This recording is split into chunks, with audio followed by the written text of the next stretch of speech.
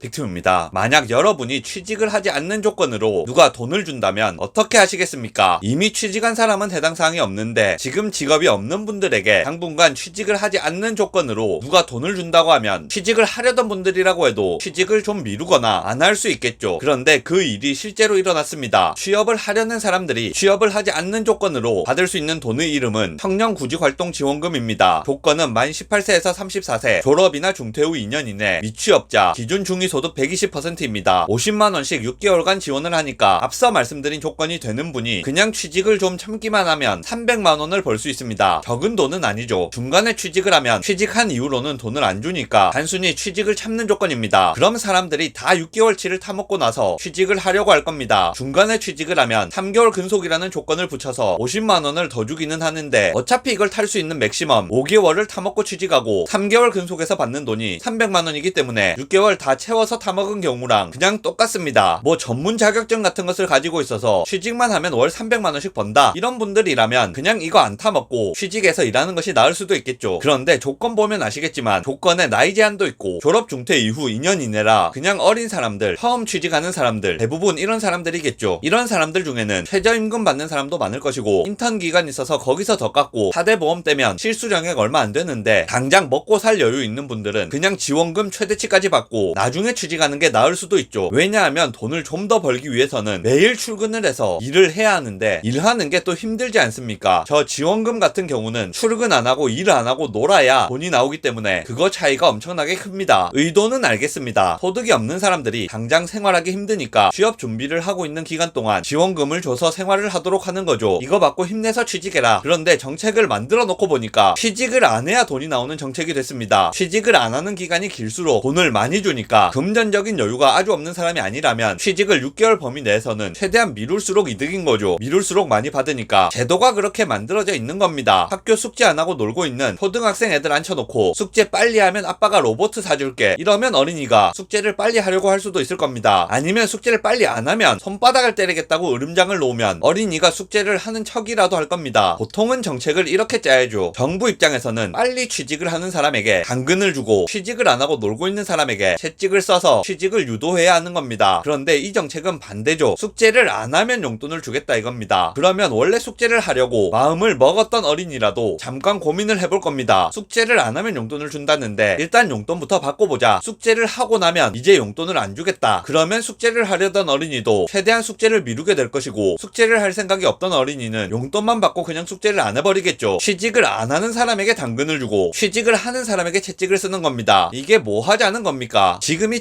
청년구직활동지원금 때문에 신입 직원 뽑는 일자리들은 신입 직원을 구하기 힘들어서 구인난에 허덕이고 있습니다. 반면에 구직자 입장에서는 이 돈을 최대한 타먹는 것이 이득이기 때문에 당장 먹고 살 여유가 있는 구직자들은 취업을 그냥 미루고 있습니다. 구직자는 남아 도는데 현장에서는 일할 사람이 없는 겁니다. 이런 제도는 없는 것보다 못합니다. 차라리 이 제도가 없었으면 열심히 취업 시도를 했을 청년들도 괜히 손해보는 느낌 들고 김 빠지게 만드는 정책입니다. 우리가 낸 세금을 쓸 때는 생각이라는 것을 좀 하고 제대로 일처리를 했으면 좋겠습니다. 물론 지금 구직자 개인 입장에서는 이걸 최대로 타먹는 것이 가장 큰 이득이 됩니다. 정책을 만든 사람에게 문제가 있는 거지 조건 되는 분들이 지원금을 타먹는 것이 잘못은 아니죠. 만 18세에서 34세, 졸업 중퇴 2년 이내, 미취업자, 기준 중위소득 120%, 이 조건에 맞는 분들은 신청을 하시면 됩니다. 청년구직활동지원금이라고 인터넷에 검색을 하면 온라인 청년센터가 나오니까 해당 사항 되시는 분들은 여기에 신청하셔서 돈 많이 타셨으면 좋겠습니다. 영상 요약하겠습니다. 청년구직활동지원금이라는 것이 있는데 오히려 청년들의 구직을 방해해서 구직자들은 남아도는데 현장에서는 사람을 구할 수 없는 이상한 현상을 만들어내고 있습니다.